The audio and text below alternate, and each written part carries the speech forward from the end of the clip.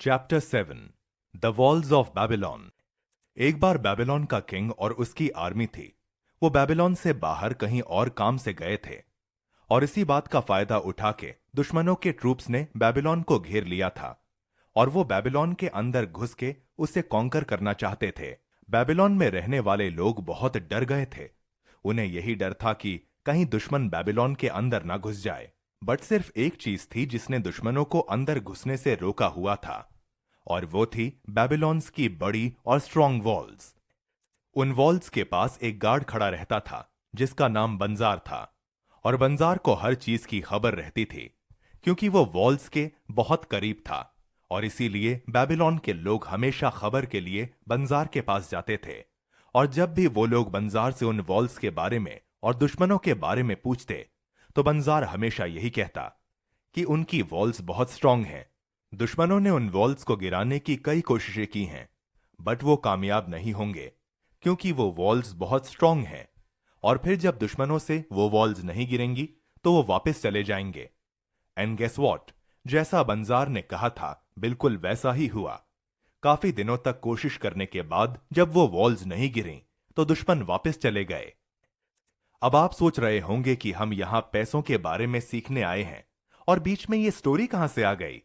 Well, इस story में हमने जो लेसन सीखा है वो हम लाइफ में कभी भी यूज कर सकते हैं। अगर आपने ये स्टोरी गौर से सुनी हो तो इस स्टोरी में जो सबसे इंपॉर्टेंट लेसन था वो ये था कि हमें हमेशा अपने आप को प्रोटेक्टेड रखना चाहिए। जैसे बेबीलोन को प्रोटेक्ट करने के लिए वहां पर वॉल्स बनाई गईं, इसी तरह हमें भी अपने पैसों को प्रोटेक्ट करने के लिए कुछ करना चाहिए। इसके लिए आपको सही डिसीजंस लेने होंगे, सही जगह पर पैसे इन्वेस्ट करने होंगे, सेविंग्स कर सकते हो, इंश्योरेंस करवा सकते हो, या फिर कुछ भी जिससे आप प्रोटेक्टेड रहो। Chapter 8 the camel trader of Babylon.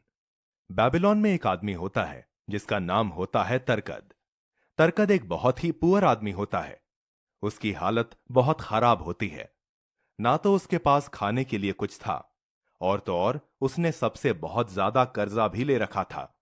उससे जब भी कोई पैसों की बात करता तो वो यही कहता कि उसके पास पैसे नहीं हैं। एक दिन उसे बहुत ज्यादा भूख लग रही थी और उसके पास खाने के लिए पैसे नहीं थे, तो वो एक होटल के बाहर जाकर खड़ा हो गया। उसने सोचा कि अगर होटल में उसे उसका कोई फ्रेंड जाता हुआ नजर आया तो वो भी उसके साथ घुस जाएगा और इसी बहाने कुछ खा लेगा। थोड़ी देर इंतजार करने के बाद वहां पर दबासीर नाम का एक आदमी आया जिससे तर्कद ने कुछ पैसे उधार लिए थे। दबासीर एक बहुत ही अमीर कैमल ट्रेडर था और उसने वहां जाके तर्कद से अपने पैसे मांगे, और हमेशा की तरह तर्कद वही एक्सक्यूजेस देने लगा। तबसीर को बहुत गुस्सा आया क्योंकि तर्कद कंटिन्यूअसली एक्सक्यूजेस दे रहा था। बट उससे बहुत ज्यादा बहस करने की बजाय या फिर उसे डांटने की बजाय दबासीर ने उसे डिनर पर इनवाइट किया, और फिर दबासीर ने तर्कद को अपनी कहानी सुनाई। दबासीर ने तर्कद से कहा, तर्कद, मैं जब यंग था तो मेरी हालत भी तुम्हारी जैसी थी। ना तो मेरे पास खाने के लिए पैसे थे और ना ही मैं अपनी कोई और नीड्स पूरी कर सकता था। मैं बहुत ज्यादा डेट में भी था और मेरे हालात इतने खराब हो गए थे कि मेरी वाइफ भी मुझे छोड़ के चली गई थी, और अब तो मेरे पास कोई अच्छी जॉब भी नहीं थी। एट द एंड मेरे पास एक ही रास्ता बचा था, चोरी। मैंने अपना पेट भरने के लिए चोरी करना शुरू कर दी और चोरी करके खाने लगा, और एक दिन फिर पकड़ा गया। पकड़े जाने के बाद मुझे एक दूसरे आदमी को बेच दिया गया जो मुझसे अपने काम करवाता था। लेकिन उस आदमी की बीवी एक बहुत अच्छी औरत थी।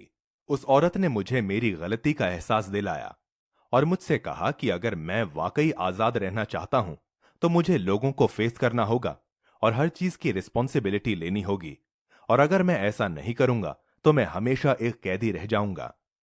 फिर उस औरत ने मेरी मदद की और वहां से मुझे बाहर निकाला, और बड़ी मुश्किलों से मैं फिर वापस अपने घर आया।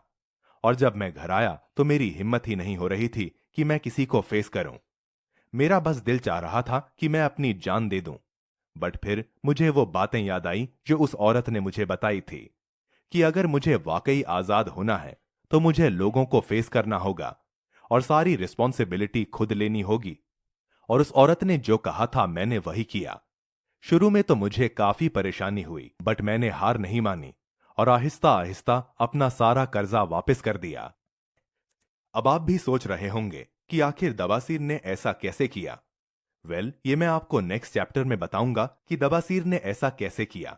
और अगर आप पर भी बहुत ज्यादा कर्जा है तो आप भी उसी प्लान को फॉलो कर सकते हैं। बट अभी के लिए इस चैप्टर से हमने जो सीखा है वो जरूर याद रखना। हमने सीखा है कि सिचुएशन से भागने से आपको कोई फायदा नहीं होगा। अगर आप अपनी लाइफ में चेंज लाना चाहते हो तो आपको सिचुएशंस को फेस करना होगा और सारी रिस्पॉन्सिबिलिटी खुद लेनी होगी। Chapter 9 the clay tablets from Babylon. इस चैप्टर में हम वो प्लान जानेंगे जिसकी हेल्प से बस कुछ ही टाइम में दबासीर ने अपना सारा कर्जा वापस कर दिया। सबसे पहले तो दबासीर ने एक जॉब स्टार्ट कर दी जिससे उसके पास इनकम आना शुरू हो गई।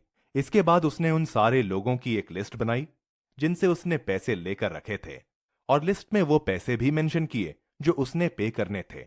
लिस्ट बनाने के बाद वो उन सारे लोगों के पास गया जिसने उनसे कर्जा लिया हुआ था। उसने उन सारे लोगों को वो लिस्ट बताई और उनसे साफ कह दिया कि वो उनके पैसे एक साथ नहीं वापस कर सकता क्योंकि उसने और भी लोगों से कर्जा ले रखा है। इंस्टेड जब भी उसके पास इनकम आएगी तो वो उसका 20% बिल्कुल अलग कर देगा और फिर उस 20% से उस लिस्ट में जितने भी लोग हैं उन सबको इक्वली पैसे देता जाएगा। और इस तरह करते करते एक वक्त आएगा जब उसका सारा कर्जा खत्म हो जाएगा। कुछ लोगों ने तो इस ऑफर को हैप्पीली एक्सेप्ट कर लिया, जबकि कुछ लोगों ने कहा कि उन्हें सारे पैसे फौरन चाहिए। बट दबासीर की हालत देखने के बाद अब उनके पास कोई चॉइस नहीं बची थी और उन्हें दबासीर का ये ऑफर एक्सेप्ट करना पड़ा। इसके बाद वो अपनी वाइफ के पास गया उसे वापस लाने और उसे अपना पूरा प्लान भी बताया, जिसके बाद उसकी वाइफ भी उसके साथ आ गई और उसके प्लान में उसका साथ दिया। जब भी उसकी इनकम आती तो उसमें से 70% वो अपने एक्सपेंसेस के लिए रखते, 10% सेव करते और बचे हुए 20% से अपना कर्जा वापस करते।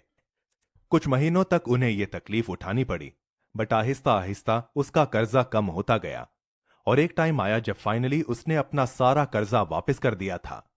सारा कर्जा वापस करने के बाद उसने और उसकी फैमिली ने सेलिब्रेट किया और वो बहुत खुश थे क्योंकि अब वो बिल्कुल फ्री थे। इसीलिए अगर आप भी हेवी डेट में हैं तो आप भी ये प्लान यूज कर सकते हैं। सिंपली अपनी इनकम में से 10% सेव करें, 70% से अपने एक्सपेंसेस पूरे करें और बचे हुए 20% से अपना कर्जा वापस करें। इस चैप्टर में ऑथर ने एक लेटर भी शेयर किया है जो कि 1934 में लिखा गया है। ये लेटर एल्फ्रेड श्यूसबरी ने लिखा है जो कि नॉटिंगम यूनिवर्सिटी के डिपार्टमेंट ऑफ आर्कियोलॉजी में एक प्रोफेसर हैं। ये लेटर उन्होंने अपने कलीग प्रोफेसर फ्रैंकलिन कैल्डवेल को लिखा है। प्रोफेसर फ्रैंकलिन को रिसर्च के वक्त बैबिलोन में से 5 क्ले टैबलेट्स मिली थीं। इन टैबलेट्स में दबासीर की पूरी स्टोरी लिखी थी कि कैसे उसने अपना पूरा कर्जा वापस किया। प्रोफेसर फ्रैंकलिन ने ये टैबलेट्स प्रोफेसर श्रूसबरी को भेजे और प्रोफेसर श्रूसबरी इस लेटर में बताते हैं कि जब उन्होंने दबासीर की स्टोरी पढ़ी तो उन्हें ये अपनी जैसी लगी क्योंकि उस टाइम पर उनके ऊपर भी बहुत सारा कर्जा था। इस लेटर में प्रोफेसर श्रूसबरी बताते हैं कि उन्होंने भी वही एग्जैक्ट सेम मेथड यूज किया जो दबासीर ने यूज किया था एंड एज अ रिजल्ट उनकी वेल्थ भी ग्रो हुई और उन्होंने अपना सारा कर्जा भी वापस कर दिया। इस लेटर से हमें यह पता चलता है कि जो विजडम दबासीर मोर देन 1000 ईयर्स पहले छोड़ के गए हैं वो विजडम आज भी उतनी ही काम की है और उसका यूज करके कोई भी अपना कर्जा खत्म कर सकता है।